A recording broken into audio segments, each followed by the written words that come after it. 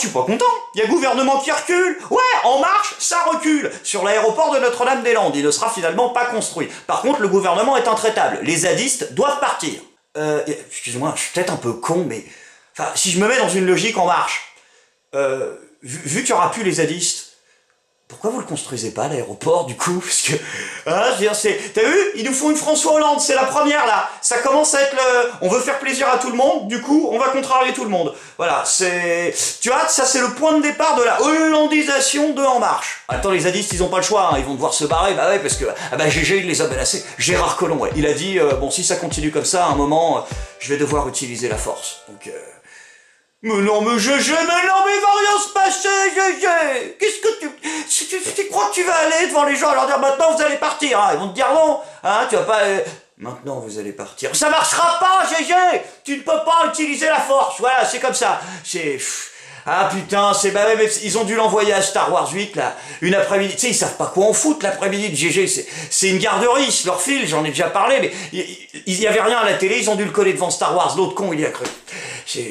Il n'y a pas que lui d'ailleurs, les Français qui y ont cru, parce qu'il y a 6 Français sur 10 qui sont pour que Gérard Collomb utilise la force, putain, mais arrêtez de sortir des Star Wars 8 à Noël, comme ça, là, après les gens ils deviennent cons, et ils y croient vraiment, quoi. Il n'a plus toute sa tête, il est incontinent, Gérard Collomb.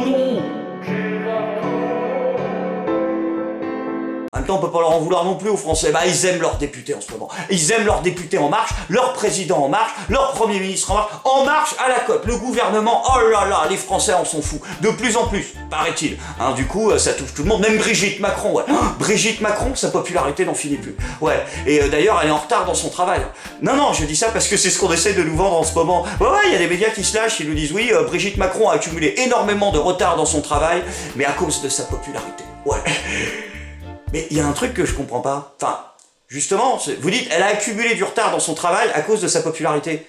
Mais, je veux dire, sa popularité, on est bien d'accord que c'est son seul et unique travail.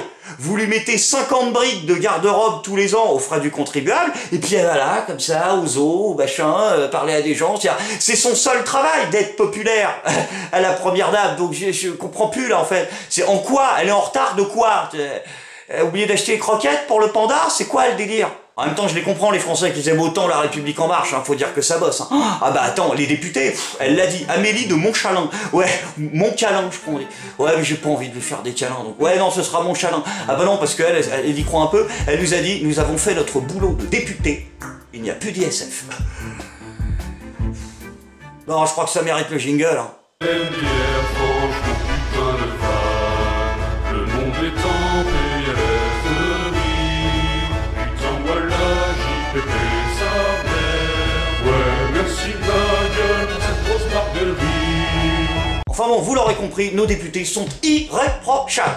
Irréprochables. C'est tout propre, partout, par terre. Donc, heureusement d'ailleurs qu'ils le sont irréprochables, parce que, vu que casier judiciaire vierge, hop là, ça a sauté de la loi sur la moralisation de la vie publique. Ils ont oublié, au passage, comme ça. Donc c'est vrai heureusement qu'ils le sont. Et puis, heureusement qu'ils sont vigilants aussi. Ah oui, parce que là, il y a 62 députés vigilants, les amis. Et ça, je tiens à le féliciter. Oui, parce qu'il y a l'article Marianne, qui a posté un article pour dire que les députés, en fait, avaient pas bien rempli leur déclaration d'intérêt. Oui, ils doivent faire des déclarations d'intérêt maintenant. Dire où ils ont des intérêts, tu vois.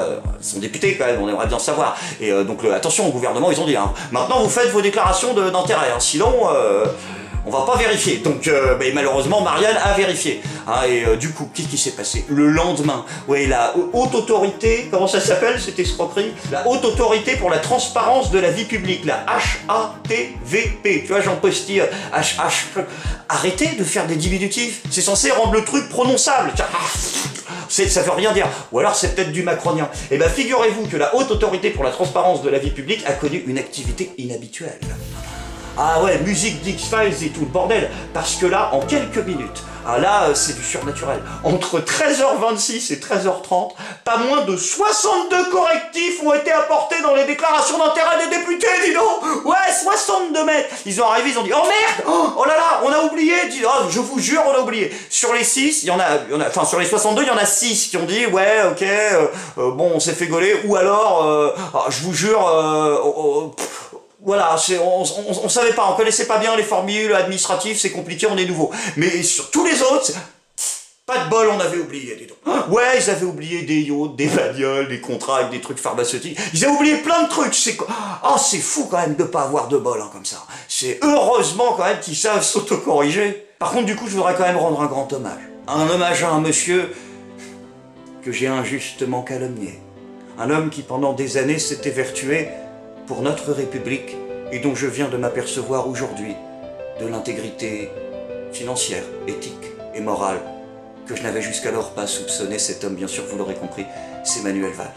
Bah oui, parce que quand j'ai lu l'article, je me suis aperçu que Boris Vallaud, ouais, le député des Landes, alors lui, qui c'était? Alors lui, il était, oui, tu le connais pas, je regarde parce que le titre est long, hein. Il était conseiller spécial du ministre du redressement productif, Arnaud Montebourg. Donc dans l'intitulé, tout est une blague. Arnaud Montebourg est une blague, hein, son ministère, c'était une blague, le concept de redressement productif est une blague, et conseiller spécial, si t'enlèves le côté 007, ça ne sert à rien. Et donc lui, à l'époque, hein, il touchait plus de pognon que Manuel Valls. Ouais, en 2015, quand il était ministre de l'Intérieur, en 2013, pardon. Donc vous vous rendez compte, Manuel Valls, qui était quand même à la quasiment plus haute marche, hein, de responsabilité de la France, eh ben il touchait moins qu'un mec qui avait une fonction random. Tu te rends compte, hein?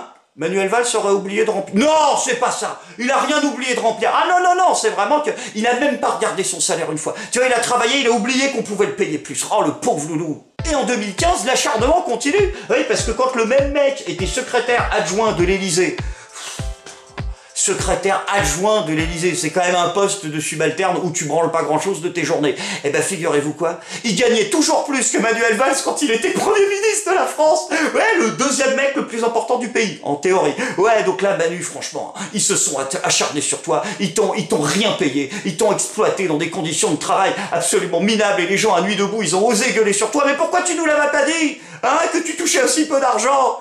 Il y avait une raison? Quand je pense que Valls, il a tellement pas mis de côté que maintenant il est obligé de prendre les transports en commun.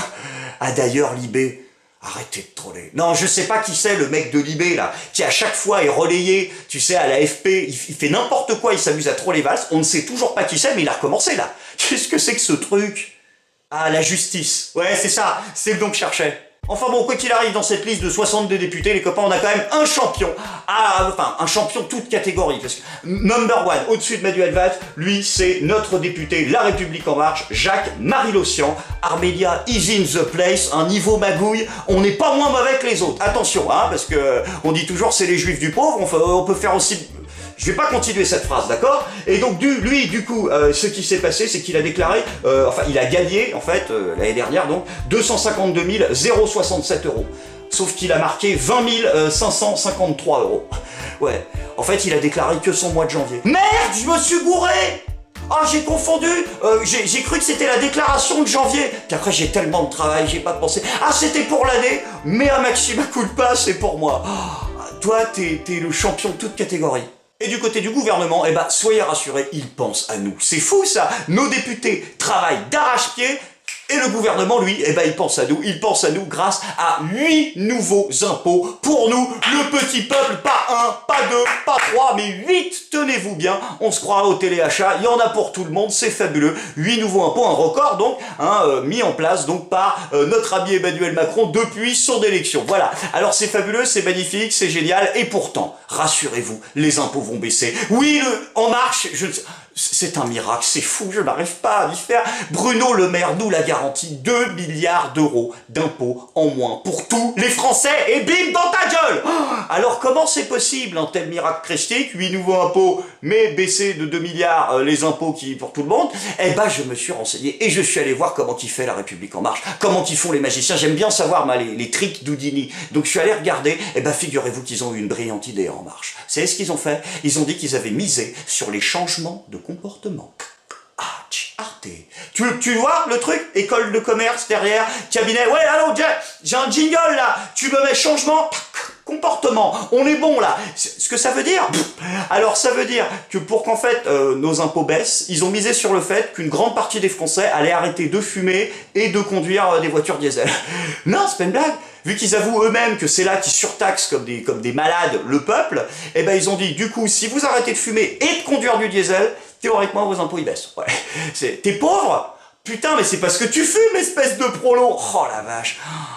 Non, les cons ça ose tout, c'est vraiment à ça qu'on les reconnaît. après, rassurez-vous, l'histoire finit quand même bien parce que tous ces députés En Marche qui font des choses merveilleuses pour le peuple français, eh ben vont enfin pouvoir avoir ce repos des guerriers qu'ils méritent grâce à la cellule CARE. Ouais, CARE. Tu sens là aussi l'école de commerce, tu vois? Reraille, hein, CARE, take care, tu vois, c'est mignon. On a envie de prendre soin de nos députés, pas besoin, ils le font eux-mêmes avec notre pognon, puisque va être mis en place, bien évidemment, la cellule CARE qui va permettre à nos députés, La République En Marche, de gérer leur stress, de gérer leurs anxiétés, les gros problèmes qu'ils ont, dont j'ai parlé, hein, les troubles psychologiques, le fameux burn-out qu'ils vont enfin pouvoir extérioriser, voilà, un petit massage, un peu d'écoute psychologique, thalasso, j'en sais rien, enfin bon, on s'en fout, mais voilà, c'est important, on prend soin d'eux, hein, bah ouais, mais c'est important parce qu'ils ont menacé, ouais, ils ont dit, vous savez, nous, on veut bien, hein, mais si on continue comme ça, sans CARE, beaucoup d'entre nous vont devoir démissionner, donc... Mais tirez-vous, putain de Dieu, c'est ce qu'on vous demande depuis le départ. Remplacez votre projet anti-burnout là par un projet anti-burn-out, voilà. Toutes les burnes dehors, et puis tout le monde sera content. Sans transition les amis, c'est maintenant le moment de la bonne nouvelle du jour, une bonne nouvelle du jour qui n'a pas beaucoup de rapport avec le sujet de cet épisode, mais néanmoins qui m'a paru très importante, elle m'a ému, elle m'a provoqué des émotions, réellement j'ai été touché, voilà, par ce message d'Arnaud Klarsfeld sur Twitter. Si Mélenchon était au pouvoir, ce serait une dictature policière d'extrême gauche, comme si c'était Le Pen, pas trop français, bon bref, ce serait une dictature policière d'extrême droite, à bas les extrêmes, de gauche et de droite. Et bah je tiens à te dire que je te soutiens et que je suis fier de voir qu'il y a des gens qui s'engagent contre ceux qui sèment sur cette planète la haine et le racisme. Et je suis content et je peux dire avec toi, oui, à bas Mélenchon, oui, à bas Le Pen, oui, à bas Donald Trump, oui, à bas Netanyahou, oui, hein? Ah, il est pas sur la liste? Ah merde, ah pardon, ah désolé, autant pour moi, Ah, on était à ça. On a encore raté la bonne nouvelle du jour. Je suis pas content.